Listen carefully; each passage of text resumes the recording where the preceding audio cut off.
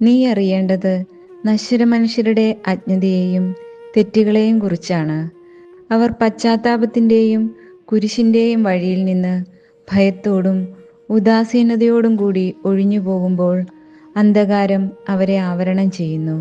ഇതെത്ര സങ്കടകരം!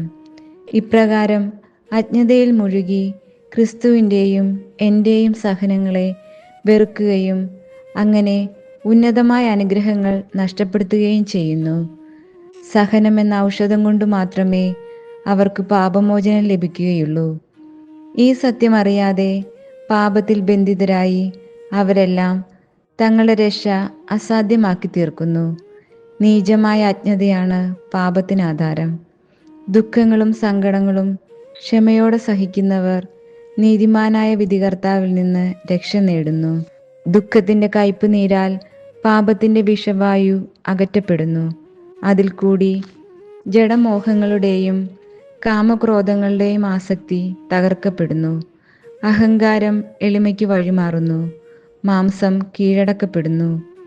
ഇന്ദ്രിയങ്ങളുടെ ഇച്ഛകൾ, വികാര വിസ്ഫോടനങ്ങൾ എല്ലാം നിയന്ത്രിക്കപ്പെടുന്നു. സഹനത്തിൽ നിന്നുരുവാകുന്ന ജ്ഞാനത്താൽ എല്ലാ സൃഷ്ടികളും നവീകരിക്കപ്പെടും.